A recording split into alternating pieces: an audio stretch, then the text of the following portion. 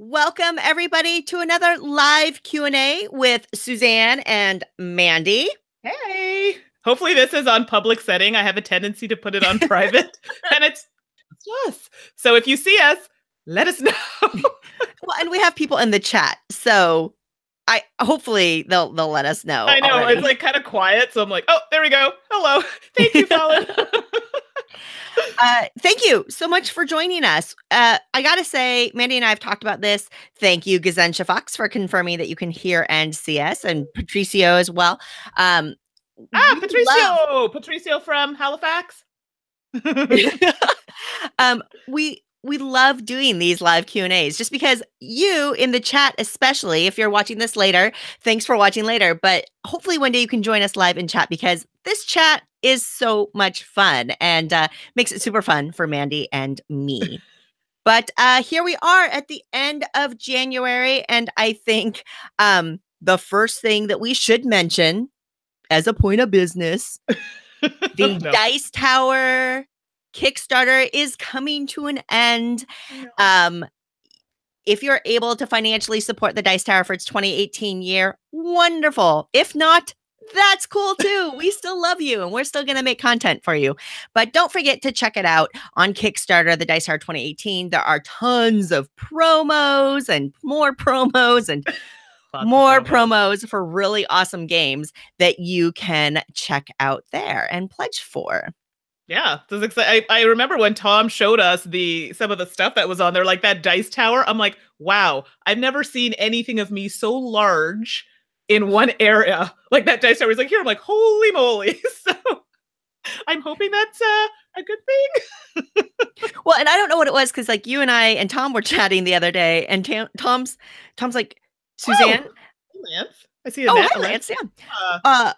Suzanne, don't take this the wrong way. That's my Tom voice. Do you like it? I love it. I'm going to hear about this later. Don't take this the wrong way, but your stickers are really, really small.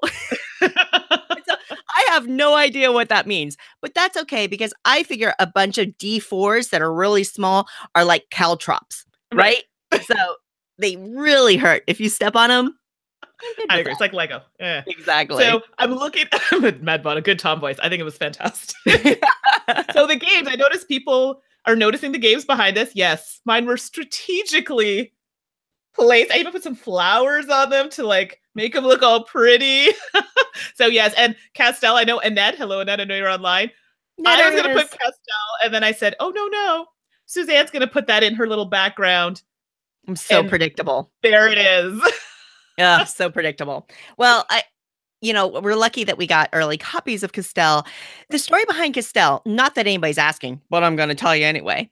The story behind Castel is that I was actually invited to do a game evaluation with Renegade Games last year in early 2017. And Castel was everybody loved it. Maggie Bot, who used to do some Dice Tower content and is online does content. David from Man vs. Meeple was there as well. Castel we all played it. It was, dirty. It was like prototype. Like it wasn't dirty, but it was pretty, raw cut foam core and stuff like that. And oh my gosh, we were angry. We were angry because we knew we were going to have to wait a long, long time to play it again. Oh no. Yeah, that's how much we loved it. I didn't know. So I haven't played it. I know people are asking. So Patricio is asking, how is Castel? And I know Annette said it's really good. I have not played it. Yeah. So I have a list, and I know Lance is in here. I have not played. Please, if it's wrong, is it Hentis or how do you pronounce that game? Oh, Gentis? Gentis? I don't know. Anyway, we're going to talk about that one after because it looks really good, and I want to talk about that. I digress. So I do this a lot. Castel, how is it? Because everyone's asking. I've not played it. I have my copy, but I haven't played it yet. Can you give us a little blurb about it? Castel is fabulous. It's based on the competition in Europe, the Castel competitions, where you're basically building these massive human towers where these teams work together to stack up on top of each other and get as high as they can. Are they supposed to be like acrobats? No, I mean, they're athletic people, but they're not, okay. I wasn't sure what the but was. Okay. I think, and it's like, It's like strength, balance, and bravery or something is the motto, because it's amazing. Go on YouTube and check out videos of the actual contest. In the game Castel, basically you are moving around this map, and at each location, a couple of things are going to happen. One, you can recruit more Castellers to join your team, and these are little tiles with people on them, numbered 1 through 10. Okay. And you can also, there's also contests at these different locations. And what you're doing is you're gathering all these Castel tiles so that you can build towers that fit certain parameters. So you have to have so many number 10s in your tower, or it has to be in a certain construction, 3 at the bottom and then 2, 2, 2, and then 1, or something like that.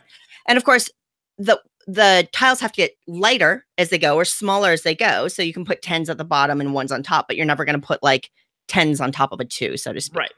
The other really interesting, like so subtle on this one, the tiles are different heights. So the 10s and the 9s align perfectly, and the 7 and 8s align perfectly, but you can't put an 8 next to a 10. It's just, it's really neat. It's a little subtle feature that's super cool. Okay. But you go around, you do these contests, you get this crew of Castellers, and you break down your tower and try to maximize it every turn. So it's different every turn. Right. And you play through 10 quick rounds and you add up your scores. There's a lot of other little details. For Renegade, it's a little bit weightier. It's not a heavy game by any means. I was gonna say, because when I saw the time on it, I looked at the box, honestly, and I expected it's probably 45 to 60 minutes. And then I was like, oh, it's like 60 to 90 minute game, if I'm not mistaken. Yeah, for sure. Yeah, 90 minutes for sure. Yeah, so it's not late. I think Patricio is asking about the components. The components are just fine. They're great. Oh, 1 second, please. Oh. Since you asked. Through the Magic Alive video, all the chipboard is pretty standard. It's standard like weight and thickness, which is very, very nice. And there's a lot of stuff in here. There's a lot of different tiles. It has really great custom for your player pawn. It has this really great. Oh, you're doing a show and tell. I'm pulling an Eric Summerer. You see that? It's like your player pawn is like a little Casteller tower. Isn't that clever? So you get those pieces. But the best thing is that you go through, you pull the tiles at random, and this is the velvet bag you get in the game. Suzanne's head for scale. So I was gonna say, does your hand like go in and it disappears? What? Yeah, the bag is massive. I kind of love it, actually. It's awesome. It's so huge. It's really, really great. So I think the pillowcase. The pillowcase. It's the Castel pillowcase for sure. So component wise, Castel is totally great. Oh, now I really want to play my copy. Everyone's saying, I know Medbana was talking about there, so I'm assuming she's played it. And now it looks really cool with those meeples. So, and I really was expecting something very different from what you described. So I like the fact that it's a medium kind of weight game. So, and it's very puzzly. It's awesome. It's really good. I will say this, since we're chatting, right? We're just being all cash. It comes with a really nice insert. You open this up and it's got this beautiful vacuum formed insert, and you realize, all these little wells will fit the Casteller tiles perfectly. Right. And they do. So you go through, and I sorted all my tiles and all my tokens, and I put them in their little individual slots, and it was perfect. And then I remembered, you just randomized the Castellers. You never, ever, ever need to have them sorted by number. And so the insert, there's no reason why you would ever play the game, finish the game, sort out the tiles, and put them back in. I just threw them back into the big, beautiful velvet bag. So that's what I do. But if there's a bag, I just toss them in there. Great, it works. Great. Especially because you never have to sort them. But I mean, Castel's great. I really enjoy it. Okay, I'm looking forward to that. And I see a question here that I'm dying to answer. So Jim asks, hey, if you haven't covered it, first thoughts on Nuria. It looks very cool. Oh, I know I shouldn't give it all away right now because we have not covered it on the podcast. We're still kind of getting through playthroughs of it. Oh, I like you. You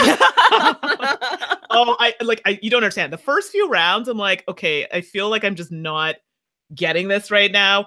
but I'm loving the mechanics of the game. Like, it's a lot. You have like your own kind of wheel you're working with.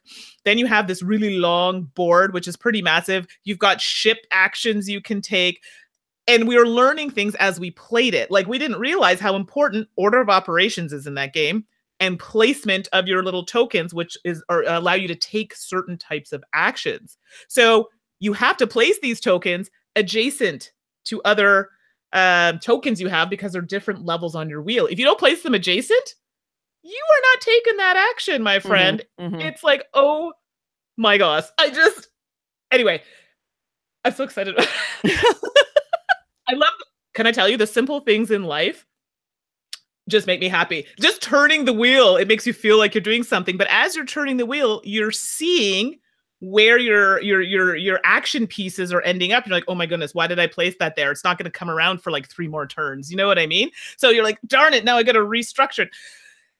It's so much going on, but it's not, the actions themselves are not difficult. Does that make sense? I have only played it once, so I can't really give you too much detail about everything. I need to play a game at least 3 times to really grasp it.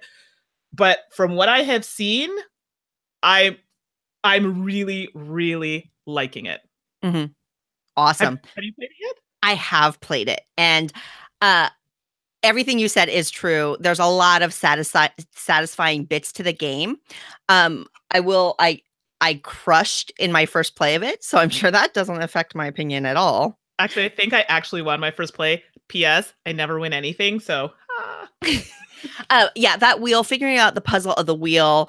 There's just enough random elements that you'll have different things to do between games, and there's not a set order of operation.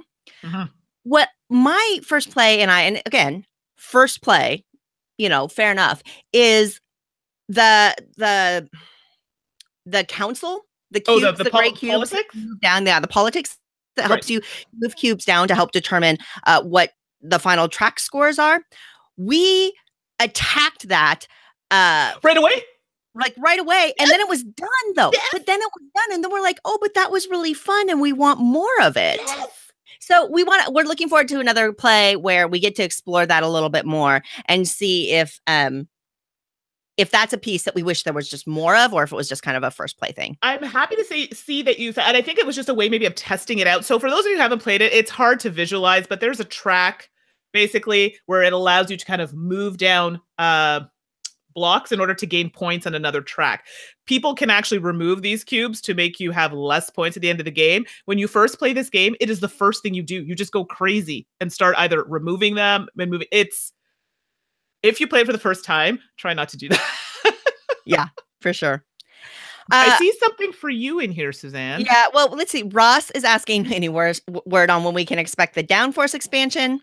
Rob Davio would be displeased with me if I said anything about dates. I will say that we are, what will get me in the least amount of trouble here. We are aiming to have it in the next 4 to 5 months. Okay, that's soonish. So yeah, I mean, the tracks are designed, the powers are designed. We're kind of in the production stage, finishing and polishing up some details, etc. I will just tell you that the expansions are amazing. If you like the elements of Downforce that make the tracks a little more competitive and a little more interactive, okay, the new tracks are really, really excellent for that. Looking forward to that. I'm also disclosure. I'm shilling. I am a paid consultant for Restoration Games. I help do some marketing and project management behind the scenes. So anything I say about any Restoration Games is highly biased, and you can determine how trustworthy you think I am on anything related to restoration. I gotta say it, otherwise I'm gonna get in trouble. Well, I know, and that's the thing, right? You gotta be sure. And Madbana says, I like formal Mandi endorsement. We need that on the boxes. I think you can use that now. So can we make that a sticker or something? We should make that into a sticker. I like you. Gazencha's asking about the Nintendo Switch and how many units it's sold, and whether more board game apps will be ported, like Sheffy has. Now, Sheffy is a solitaire game out of Japan. It's very cool. It's clever. But don't forget, Monopoly is there. Uno is ported over to the Switch as well. Don't forget. So we do have a few more options. Yes. I don't, Mandy, do you even have a Switch? I try not. Okay, so I have like a highly addictive personality. So I have an Xbox One, which I don't really have time to play because I'm always so busy. If I get something like the Switch, I would probably be on it all the time. Mm-hmm. And I'm trying to avoid that because I have so much going on and I'll just neglect it. So no, and I will not be buying one because I'll be addicted to it. Yeah.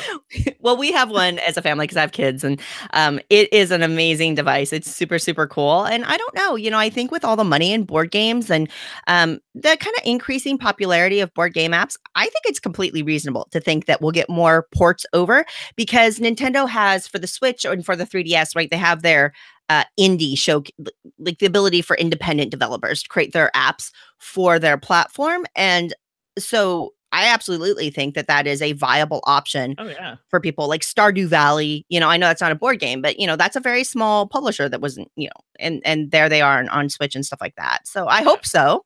Yeah. Jason's asking if we've played Dinosaur Island. Actually, okay. No, you go ahead. There was something else I want to talk about, but you go ahead. No? Okay. Yeah. Okay. I know you've played Dinosaur Island.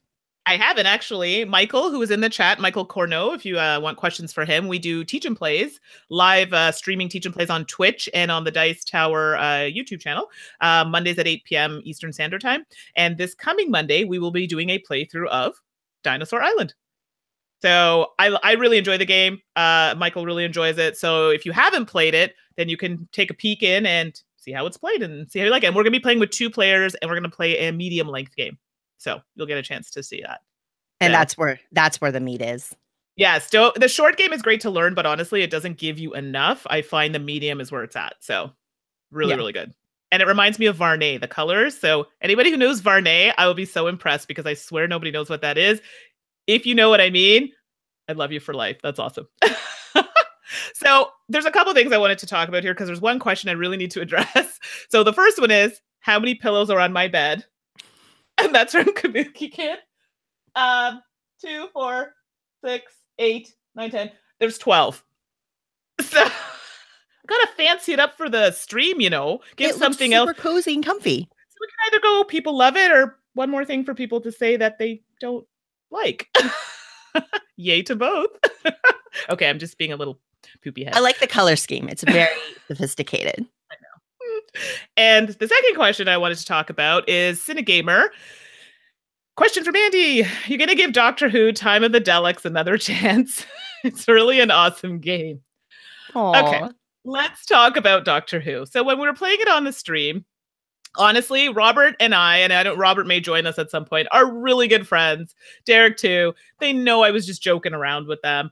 And honestly, I've just never watched the show. So sometimes people, if you have an inner joke, I don't get it because I don't watch the show. So I found it was a type of game where you would still enjoy it, I think, if you like that sort of game, but you have more of a connection if you are a fan of Doctor Who. Highly thematic games like that, where you're not really into the show or the movie or whatnot, it's hard. Like Firefly, I love Firefly.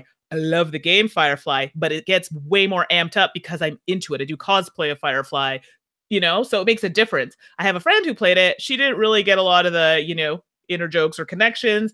It was fine for her, but she didn't love it. So I would definitely try it again, maybe in a different setting, because you're not under pressure to play under a certain amount of time. You can just check it out. It's very similar to like an Elder Sign. So lots of dice rolling and see how it is. And I'm sure it would be totally fine. But I know there are Doctor Who fans, and I'm just going to say I am not a fan of Doctor Who, but I would give it a try. Robert's great. I would play it again. So maybe can I ask a clarifying question? Sure. You said, I'm not a fan of Doctor Who, but have you even really watched it? I used to watch the old Doctor Who back in the day, like a long, long time ago with my family. And, it was fine. And I mean, I kind of watched some of the new ones because Billy, I don't know if you all know Billy. She used to be a singer in the UK, and then now she does acting. She was in Penny Dreadful and some other shows, and I love her. So I was like, oh, she's on it. That's awesome. And then the guy who plays Prince Philip on The Crown is in Doctor Who. I know. I didn't know all these things. Isn't he quitting? I heard he was. And I heard they were rehiring the role. Anyway. Okay, but I didn't know that. And then the guy, what's his name? He's really popular. He was in Jessica Jones. He played the bad guy. Oh, yeah. Killjoy. Kill What's his name? Seeker? Oh, our nerd cred's plummeting. Oh, goodness Hardcore. gracious. Ugh. I can't remember, but the bad guy in Jessica Jones, I know he's really popular. He's a really good actor, and I know he was in Doctor Who. So thank you, Cinegamer. David Tennant. That's it. I actually really like him as an actor. Rescue. I know. So just in case everyone decides they want to send me hate mail, I did not hate the game. We were just playing around. I would try it again. Well, also, this sounds very, I can see where this next statement will sound spoiled, but if you've never done a long gaming marathon, by the end of it, you're quite tired. After 18 hours without a lot of rest, you're a little more tired, Yeah. and I think that even if you're having a fine time, you're emoting less, like you're putting out less energy just because you're tired. So well, people look at me, they're like, oh, you're always so, I'm like, at that point, I think I was going, 4 or 5 hours sleep. I was tired. And then people forget, like some people thought I wasn't interested in the game. That's not it. So for those who don't know, I actually suffer from ADHD, a little bit of anxiety, but it's not a big deal. Deal with it. So a lot of my friends who I play games with, Suzanne knows this very well. You've got about 5 minutes of my attention. I'm listening. Okay, maybe 4. I'm listening, but I'm kind of, taking things in and whatever. I'm the type of person I need about 5-10 minutes explanation and let's just play. And then I'll pick it up that way. But sometimes people need to go through the rules. They learn differently. And it's cool. So I know people thought that maybe I look disinterested. It's not that at all. I'm listening. I just may not be actively looking at you in the eyes, but I am listening to you. It's just that's the way that I have to listen. I need to move a little bit. So that is to answer the question because I see it coming up a lot. So yes, I would try the game again, maybe just in a different setting. Michael's asking what I think about the Tokyo series by Darkflight on Kickstarter. It looks ungodly fiddly to me. I can see that. So the Tokyo series is 3 different games, right? So Tokyo Jutaku is like a 3D tanagrams. It's quite visually elegant. And this is actually the second edition where they've upsized the pieces. I actually own the first edition. I kickstarted that ages ago. And they're teeny tiny, super fiddly. I quite enjoy the game because I like those kinds of puzzly games. Right. Can absolutely understand how it would look super fiddly. And I that is fair. Tokyo Jido Hanbaki, I think, is more of a game system where you get these basic components. It's, themed off of a Japanese style vending machine. So you get these little drink crates and these little drinks. There's like a tall bottle, a short bottle, a tall can, a short can, this kind of things in a bunch of different colors and just a very few number of cards. And what Jordan of Darkflight Games did is they opened that up to the game design community to create games using just these very relatively few components. And they really responded. I mean, there's so many games already. I've played a few of them and I played a dexterity game. I played a little puzzly game. I like that kind of thing. If you don't, then it's not your thing. And then Tokyo Metro it's a pretty heavy it looks good. Train game set in the Tokyo Metro. It looks delicious. I didn't get to play that one, but I'm very excited about it. A lot of moving pieces in it. Mechanically, I think your choices are fairly simple, but there's just so much intricacy in the choices and how they cascade in your, in how they impact you later. Fiddly, yeah, ungodly fiddly. I think your mileage is going to vary on that one.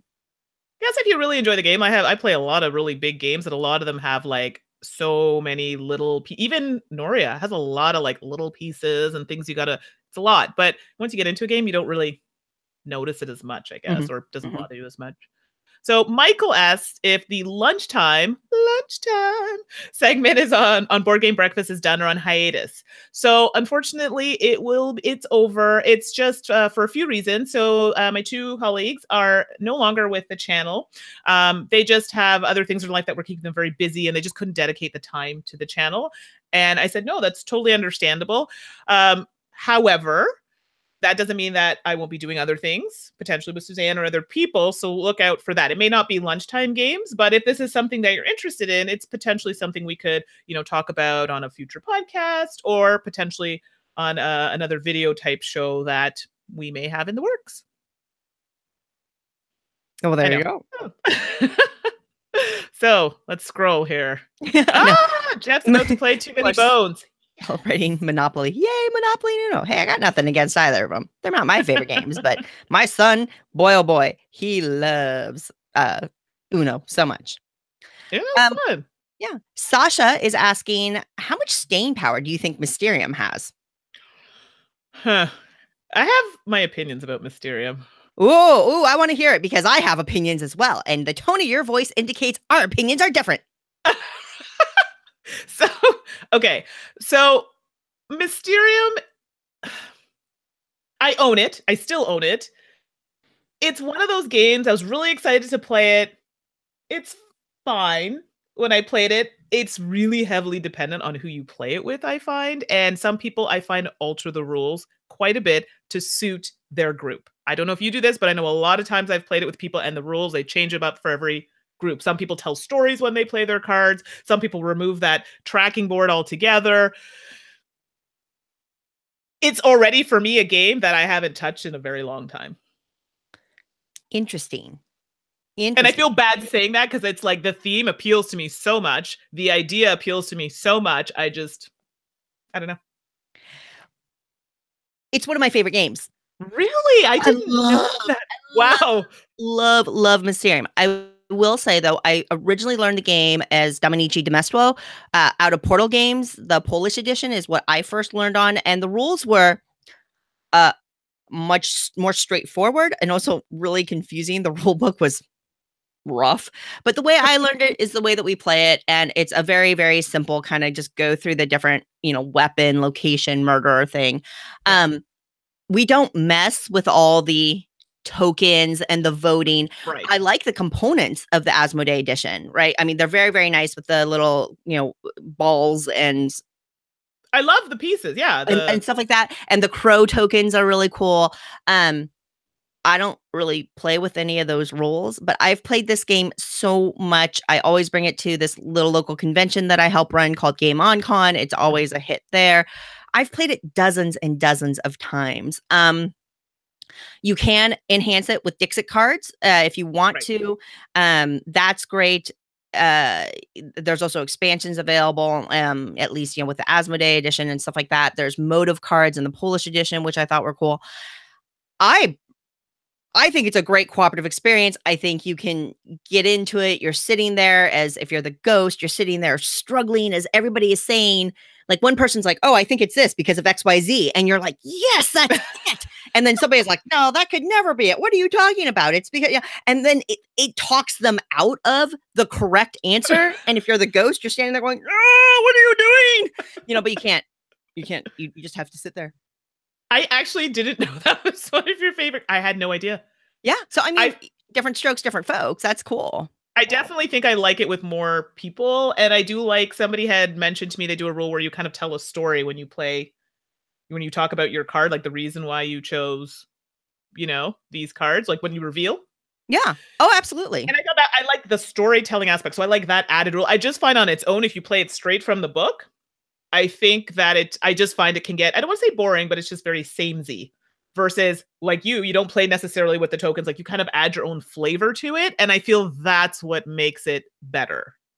Yeah. I can totally see that. Like I said, I don't actually play with the full Western rule. But so I mean, different opinions. I think we probably didn't. If it was consensus, it might have been an easier recommend. I know. Right now I feel bad. I was like, but I mean, it's really, your group, right? I know the people that I could play it with, and I know people it would just be super flat. Like I played it at work and it was awful because I played with people who are just not storytelling people. They're just not their type of game. I play with my really good friends and, we were able to make it fun. So in that sense, I liked it, and I liked it with a larger group, but it is what it is. There you go.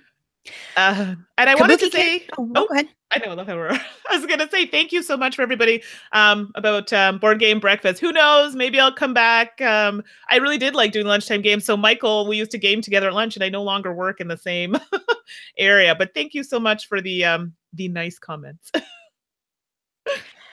Kabuki Kid is asking, did either of us go in for Rising Sun? As I think people have seen it starting to hit doorsteps now.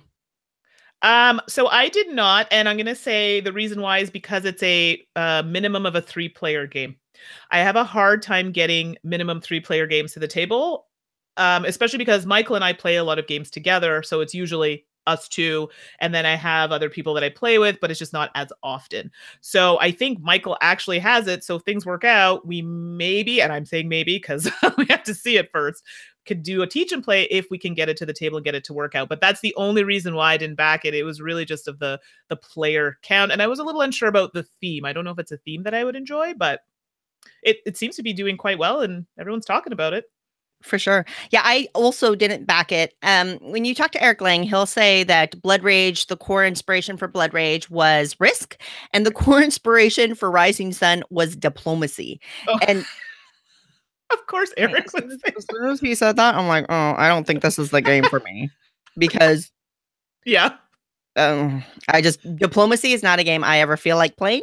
Right. I think I'm too emotional to play it. And so, honestly, that simple association between Rising Sun and diplomacy was enough to like make me lose interest in the game. Right. I mean, it's not that I wouldn't play it for sure. I mean, I would give it a try, but it was enough that I didn't want to back it for, $100+ and that kind of thing. And I mean, the way Simon is, and I'm in an area with a ton of gamers, Lord knows some of my friends are going to have it. So I can always get a try in, later. And I've kind of grown out of my completionist tendencies. So even if I fall in love with Rising Sun, it becomes my favorite all-time game. Right. Then I'll just buy it later. There's no big deal. Exactly. Yeah. So it's not a no. And I know people who have it, Michael. So I can definitely try it out. So I'm trying to find it. I can't find it, but somebody had asked about 50s hairstyles. Yeah. And what got Jeff? I think Jeff asked, and what got you into it? So my hair is notoriously difficult to do. Even today, it's just being difficult. So,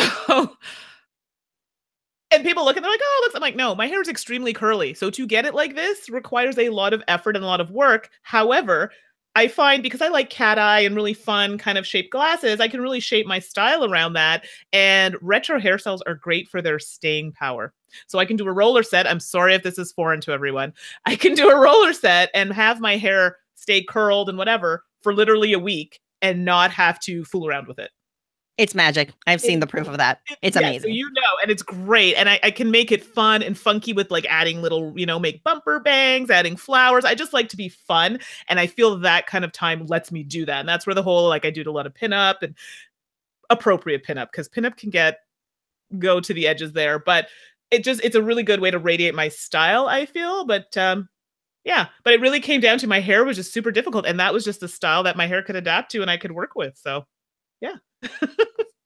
It works. Go with what works. It looks exactly. Awesome. I think Jeff also asked about our thoughts on the Seven Wonders mobile app. Have you played it, Mandi? I have not. I'd be curious. So Seven Wonders, I know I'm going to get roasted for this. It's not one of my favorite games. I think Seven Wonders is one of those games that I used to really enjoy, but as my gaming tastes evolved and things like that, I kind of grew out of it. I just, I'd played it as much as I wanted to and enjoyed the time I had with it, but I was done. I have the app. I've played it a number of times.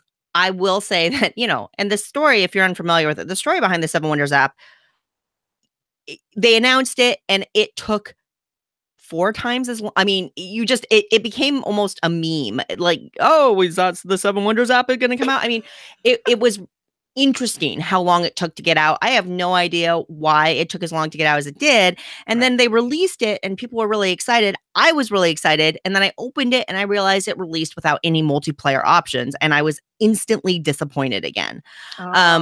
There's grayed out buttons for the future ability to do that. So that's good to know that it's in the works. But I thought it was super disappointing. I think drafting games are really hard to program AIs well around. Yes, I agree. And so, the idea to do pass and play or live simultaneous online play or whatever would have been really appealing. That said, it's polished for what you get. It's a very polished experience, and you can play an entire 5-player game of Seven Wonders in 3 minutes. Just solo play, just do. It goes really, really fast. I think some of the interface choices, some of the user interface choices are suboptimal. I understand that they're dealing with a lot of challenges as far as what they can display on screen and not, but seeing what your opponents have and stuff like that is a little bit for me. That said, I have been playing it a bunch on my tablets. It plays so incredibly quickly. Really? Okay. I mean, literally a full game, 3 to 4 minutes, and you're That's done. great. Which is, Which, and the AIs are good yeah, enough. I lose. So because I don't need to, like, for example, Splendor is not a game that I need to actually own a tangible copy of, but I have the app on my iPad because it's beautiful and it's great to play. So even though Seven Wonders is not one of my favorites, from the way you're describing it, it could be a great one. If I just need a quick gameplay, something I'm familiar with, easy to use, I'm really okay with that. Sometimes an app for me works better than the actual physical game. I think that's totally fair. Yeah, Yeah. absolutely. So I think someone here mentioned a game that you recommended, and they were happy that you did. Oh, good. Meteor, something or another. Oh, Meteorfall. Meteorfall. That's it. Yeah. I just saw it quickly here. I for what it's worth, Meteorfall, if you have not checked it out, it just launched. I've been keeping my eye on this one. I was looking forward to it. It's kind of a deck builder, but it's really made for mobile. And so what you get is you get to pick from 4 different kind of archetypes. So there's like a wizard, a Oh my gosh, cleric. it's so cute. Oh, the art is fantastic. And each one of these plays different. So, like the wizard has spells that run out, and there's recharge cards that you can work into your deck and stuff like that. Whereas barbarians have, or the warriors have much more, power and things like that. But really, the big seller on this game, or not the big seller, but what is so great is that it's really made for mobile, and the games are very satisfying and quick. So you get these monsters. This is clearly not intended for display, but you've got your character card and your health and your abilities, and you have some energy and stamina that lets you determine how many cards you can play. And then it's literally a swipe mechanism. You choose to attack, and when you attack, you either choose to attack or you can choose to kind of retreat and get some stamina back or something like that. But this is the whole mechanism. Right, left, right, left, right, left. And I mean, it's such a perfect mobile experience, and it's incredibly satisfying to play. The art is great, blah blah blah. I mean, it's a real charmer. And so Meteorfall, if you're looking for a quick mobile game, deck building core with a fantasy theme, it's $2.99 in the US. I'm sorry, maybe that makes it $40 in Canada. Probably, exactly, $40 Canadian. But boy, oh boy, it's super fun. So Casey, I'm glad that you mentioned that, and I'm glad that you are enjoying it as I am. Oh, now I need to get it. People, stop recommending these things. My phone has 128 gigs, and I swear it is almost full.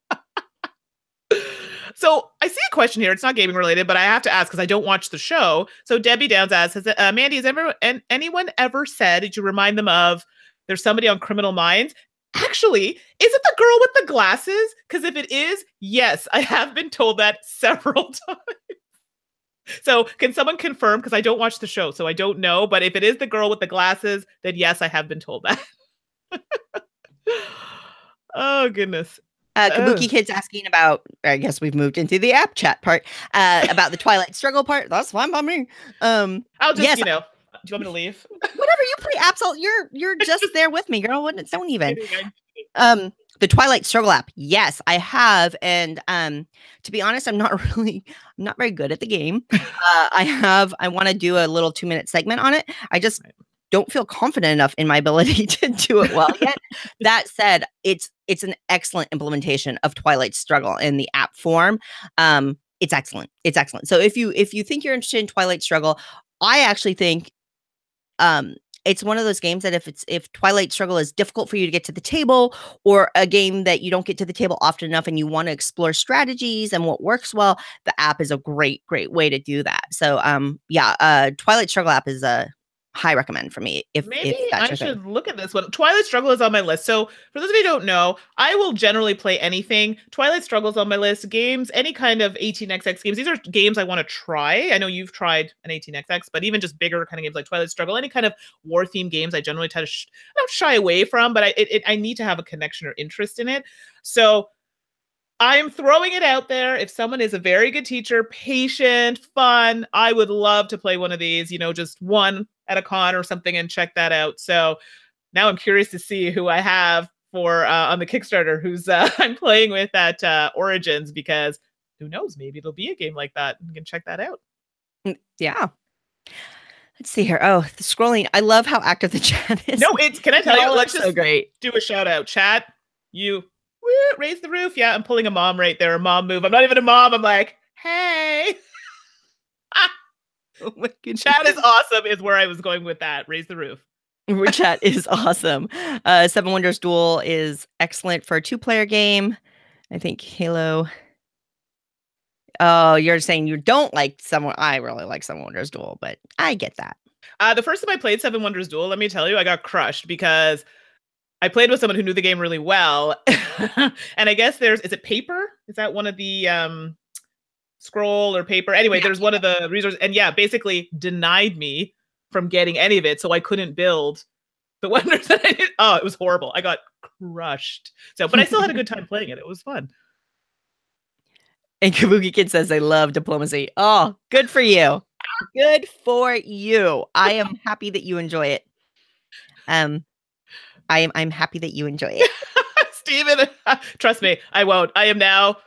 Oh my gosh, this is actually on video, so it can be replayed. What have I done? My raise the roof. Yeah, that's gonna get gift, whatever. Oh goodness, the questions are so great. Oh, just came here to bring some love from Portugal to all. Yeah, Portugal in the house. That's amazing. That's so cool. Awesome. So for those who don't know, I'm actually part Portuguese. So yahoo.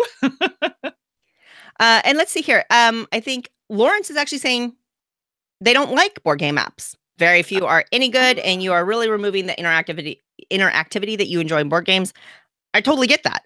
I would disagree that not many of them are any good. I actually think that there are a lot of excellent ones in the market now, and I think that they are getting better and better. I actually think last year, 2017, was kind of a milestone year in board game apps as far as quality goes.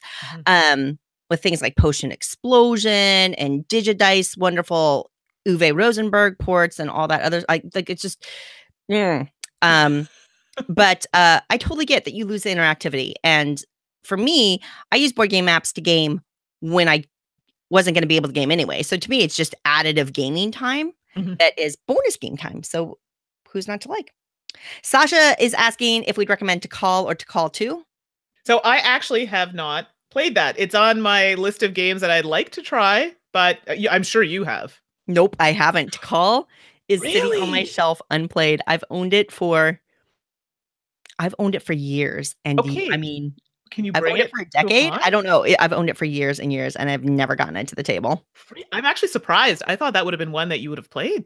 Wow. Yeah, no, I mean, that's the thing. It looks so good. It's just there's so many games, and and so I should make an effort. I've actually really been wanting to give it effort. For what it's worth, for what my friends' opinions are, they say To Call is way better. But I understand what you're saying about the art being better in To Call 2, but you know, I wish I could be helped there. I'm sorry. I see here. Oh, I see some peeps from Ottawa. Yeah, and Natalie. Hi, Natalie. Can you try and explain the weather we've had in our city this week without crying? It is extremely cold here. No, I'm not joking. We're talking like go outside, your teeth crack cold. It's freezing here. So I think apparently we've been named the coldest capital in the world or something like this. It's been crazy. Are you really? No, I'm dead serious. Like, it's been that cold. Like, you can't be outside for a long time or you legitimately will start losing toes and fingers. So that escalated quickly. Yeah. And I actually am tearing up talking about it because it's so cold. Oh my goodness gracious. So I saw it earlier up and I've lost the scroll, but somebody was asking about Pulsar 2048. Love it. And they were saying that it's one of their favorite games. And Mandi, I know that you were saying that you really liked it. And then Rajas of the Ganges. Oh, yeah. So I see. Oh, yeah. So I know there's a couple back here. So these games I have in the background I've actually played today. There's Petrichor on that side. But so let's start with Pulsar. Have you played it yet? No, eh? Yeah, it's really good. And I'm generally, so everyone's going to be like, Mandi, you always say this when I talk about space.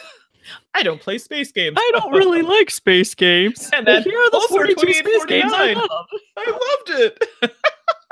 So I know.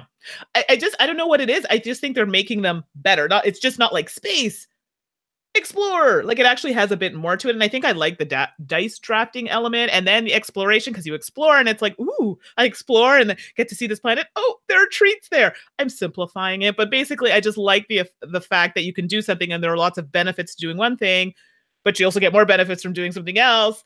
And then, okay, we need to start pushing that technology to make this even more amazing. And that's how I feel about Pulsar. I am absolutely horrendous at the game. I think I always end up in last, and it's like I'm trailing with this huge amount of points. but it makes me want to go, okay, so now what can I do next time to play to do this strategy? Let's try this strategy. And a game that leaves me wanting to play it again, even if I'm terrible, is to me a really good game because it keeps drawing me back to try and figure out a new strategy. That's how I feel about Pulsar. So, but Rajas, you've played Rajas of the Ganges? Is it Rajas or Rajas? Raja? Okay. It's because, I speak a bit of Spanish and whatever, so I always want to pronounce the J like an H, but you could be right. It probably is that. But I really liked that game. I heard racing and I was like, ew.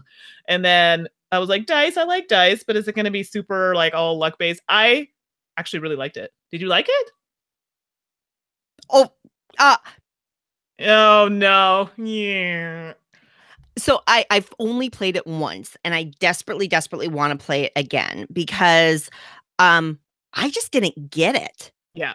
There's enough moving pieces in it, and it's interesting because a game like Nuria, I got it. It clicked. It's solid. I even, because you talked about 18xx. I mean, I played 1846 on the Dice Tower Cruise, and it clicked for me. I got it. It was great. Mm-hmm. For some reason, Rajas of the Ganges did not click for me. It's got this unique score, and like Heaven and Nail, total click, and it has that kind of convoluted scoring system that I love. Rajas of the Ganges, has this thing where you have 2 tracks and you move in opposite directions, and where you cross is your score, right?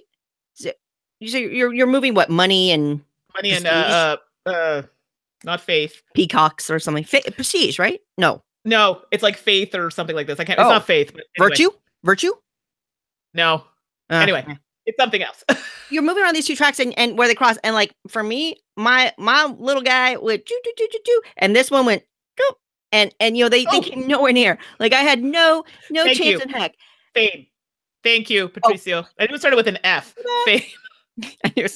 No comment. And I just, I play this game and other people are going down the river and I wasn't able to do that. And I'm trying to figure out how I can get my engine going with these dice that you end up spending all that. It did not click for me. I lost it hard, which is fine. I lose 73% of the games I play, so it's totally fine for me to lose. Very exact, precise number. I tracked my plays. I didn't get it. I enjoyed my play. Right. But I almost didn't feel like I felt like the game played me. So I'm really looking forward to trying it again, though. For what it's worth, I'm definitely looking forward to trying it again. What did you really enjoy about it? So it's funny because I felt the same as you. Like the fame track, I have the hardest time pushing that forward. For me, it's all about driving the money. I just really drive the money track and just kind of has to meet up with the very low fame track. I think for me to teach the game, actually, I find it very straightforward to teach. The actions are very straightforward. Can I tell you, I don't even know what it is. I just really enjoyed the fact, maybe it reminded me of a Feld a little bit in the fact that you could take different approaches. You know how Felds are like those point salad type games. You could do this and this and this and get points. I think I like that about this game. And it's funny because I'm not a big fan of, I shouldn't say that. Racing games in general are not something I gravitate towards, but I did actually in like Oracle of Delphi. It's a Feld, of course, but I thought it was great. It was different for him and I really liked it. I liked this one as well because you had the use of dice, but you're still using, like it's a worker placement, but you also need to make sure your dice are lining up with what you're placing. But then you're struggling because you're trying to make your tracks meet and you're trying to do it before everybody else. I just like the mix of so many things going on. And I think that's what made me really like it. I don't know. I really actually really enjoyed it. I'm actually looking forward to playing it again. That's great. That's great. No, and I think everything that you said makes sense to me. Right. That those systems just didn't click into place for me. So, and that's it. You just have to like that type of system. Not everybody likes that. So, yeah. I did see somebody is posting a question twice, and I'm sorry, I did see it. It's about Pandemic. What's the staying power of Pandemic? So I probably would not be the best person to answer that because yes, I have not played the original Pandemic. I've played Cthulhu and Rising Tide. That's it. And I'm not the best person because I don't really like Pandemic. I don't typically enjoy a lot of cooperative games. Mysterium is Time Stories, Mysterium, those kinds of cooperative games I really, really like. Yeah. But for some reason, games like Pandemic, they just don't. Eldritch Horror is another example. I don't personally enjoy them very much. That said, I don't think you can argue with the staying power of Pandemic and, its position in the industry, in the hobby, its ability to pull new gamers into gaming who managed to discover it. And if you enjoy that type of game with all of expansions, etc., I your mileage always varies depending on what kind of gamer you are. So for me, Right. it has no staying power, but in general, in the industry or in the hobby, it's huge, right? It's Yeah. Pandemic. It's flipping Pandemic. So there you go. I just feel like Pandemic's like, and I haven't played the original, so it's really hard for me to judge. I've played a couple of them, and it's kind of like, okay, we've gone on a couple dates, and you can just not call me again. We're good. We can be friends, but we're good. Oh, girl, you are tough. I like it. Let's see here. Gazencha is asking, do we have thoughts on the Which one? Where? prospects of the Clue movie remake with Ryan Reynolds? Huh. Ryan Reynolds has the rights, and he's apparently going to be directing, and possibly starring in Clue. Which I feel like he could make something happen there, though. Seriously? It's Ryan Reynolds. He's adorable. I remember him when he was just that big, And let's be honest, okay? You guys, at the pizza place? Exactly. Yes. And okay, I loved Clue. I'm sorry. I always wanted to be either Colonel Mustard, or just because I like the sound of it, or Professor Plum because it sounded, like purple. So it's stupid, but I loved that game so much. But I was really into like mystery stuff. Yes, I watched Matlock and Murder, She Wrote. Yeah, there, I admit it. So I liked those kinds of mystery games. You know what I mean? So I played with my mom and my brothers. It was like a thing. So I have a special place in my heart for Clue. So I am one of those people that would probably watch this movie and see what he does with it. Clue, the classic movie with Tim Curry and Madeline Kahn and Martin Mull. I love this movie so much. It's great. I love this movie. It had I have lines memorized. I've watched it so many times. So I'm not necessarily really looking forward to a remake. It was a period piece when it was made, so it's a weird thing. I don't know, but totally open to giving it a chance. I mean, I think I would be more personally interested in it if it wasn't a straight remake and they did something a little different with it. Yeah. Either kept that formula, with the idea of you have this mystery that you're solving with the multiple endings, which was just so cool, or a sequel, even set in the same house. I don't know, like something that continues the story that instead of trying to reboot it. That would definitely notch up my personal interest in it, but we'll see where they go with it. Announcing announcing the film and, one person attached to it says not enough information to make any judgments. I really feel like I now need to go and watch the original again. Yeah. Oh my gosh. Yeah. I actually really liked that movie when I was a kid. Meeple's Academy asks, and this is actually a really good question. When you bring a game and some players know it and others don't, do you prefer to teach or have someone else teach? So I know for myself, it depends. There are certain people where they really need to be involved. So if I'm playing a game with those types of people, sure, you teach, because I know if I teach it, I'm going to get interrupted probably about 20 times. So it's just easier if they just teach it. If someone asked me to do it, I used to be a teacher, so I love teaching if it's a game that I know well. If it's not a game I know well, I would prefer someone else that knows it better than I do to teach it, because then it's a bit of a struggle. But yeah, if you're going to interrupt me the whole time, have at her. What about you, Suzanne? Yeah, I think that's a general rule that the meta group, my gaming group, we've kind of tacitly agreed to, is that we try not to interrupt each other when we're teaching, to reteach. Now, asking questions is one thing. If you're being taught and you interrupt the teacher and you're like, oh wait, what does this mean? Or what about this? And they, oh no, that we'll talk about that in a minute. That's fine. But when you're teaching a game that they also know over here, they don't go, okay, you can move red here or here. oh, or you could also do this and this. No. No, slow your roll there. Like, we got one teacher at the table. And it's really distracting. I feel very, very strongly about that. But yeah, I mean, certainly whoever, you have to know your group and know yourself. And so I know if I know a game very well, I'm great. If I only know it okay, I'm the wrong person to teach that game. Me too. Because then you're referring, I don't like having to, okay, let me read this from the book. I mean, if nobody knows it, fine, we're going to have to struggle through it together. But yeah, I'd rather if I know it really well, like I taught Dinosaur Island last night. I was good with that because I know the game really well. It was like bang, bang, bang. I think I had to check the rule book for like one little thing because it was a different player count. And it was just so much more smooth. And they were like, great, we got it. So no, I totally agree with what you're saying. And that's Meeple's Academy is rich. So I was at OrcaCon and I talked a little bit about it on the podcast recently, but a local convention, and we found out that Rich, Meeple's Academy, and I are literal neighbors. We live 2 minutes away from each other. I had no idea that we're neighbors. So literally, Rich could be 2 minutes down the street right now from me. Hey, Rich, nice to see you. I wish more people, like reviewers, and lived closer to me, but no, alas, it's just a few of us. No, go ahead. Sorry. We're running a little low on time. Yeah. I thought I saw one more question in here. So did I. Oh my goodness. Chitty chatty chit chat. I see one by Caitlin. I see a lot of clue quotes, and that's making me very, very happy. That is. Yeah, I think I might have to pull it out tonight.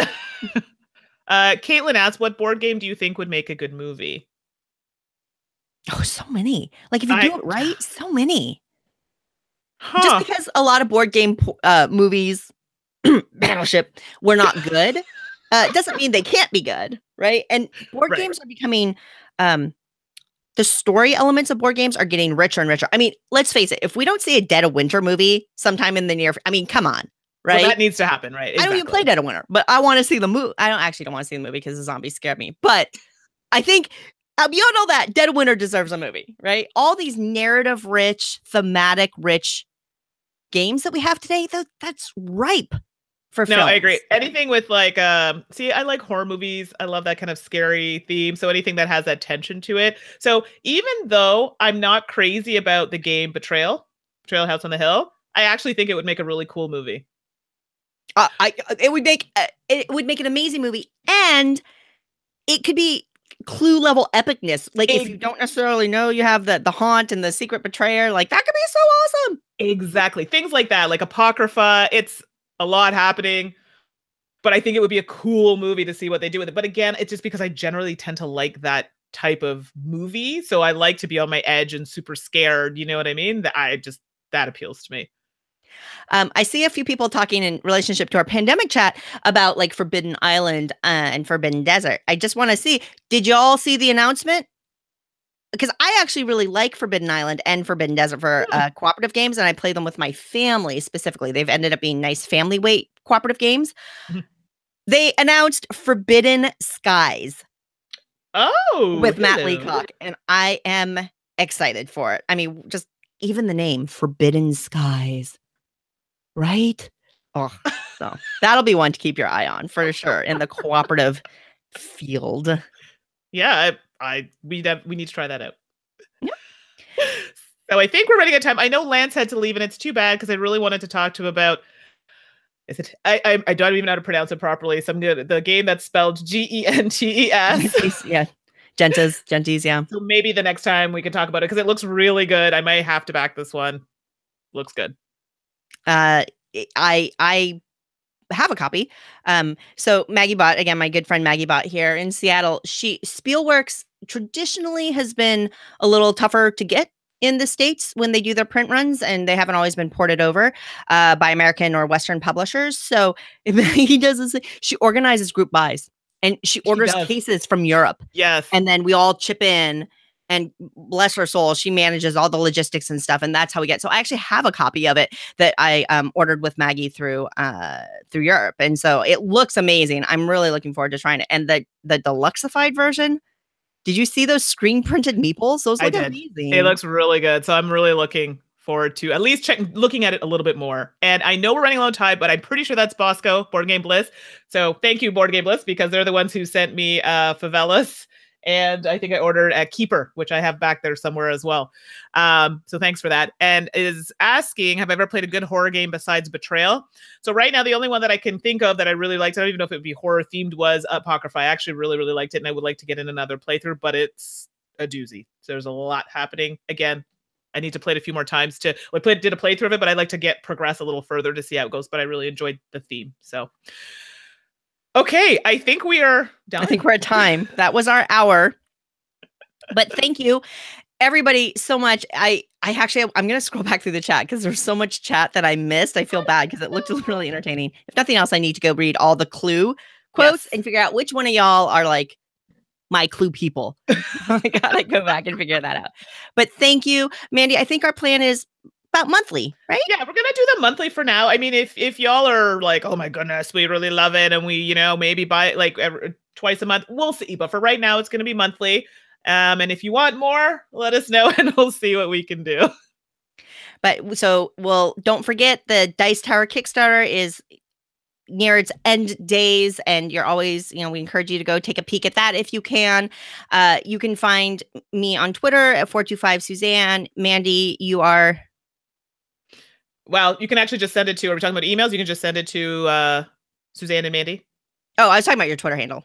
Oh, sorry. I was reading comments while I was chatting. Sorry. ADHD kicked in. Sorry. But I saw Instagram, Board Gaming Pinup Girl. Twitter, Board Gamer Pinup. Someone stole my name, so I had to do that. And again, Monday nights, 8 p.m. Eastern Standard Time. Teach and Plays this coming Monday. It's going to be Dinosaur Island with Michael. Awesome. Oh, I can't. I really like Dinosaur Island. So good. It's got to look great on camera, too, with all those colors. Yeah. Oh, it's Varney. Varney. I see no one has mentioned Varney. Disappointing. Right. Thank you, everybody. We look forward to seeing you hopefully at our next live Q&A chat. So until next time, have a great weekend. Great chat. Thanks so much. Bye, everyone.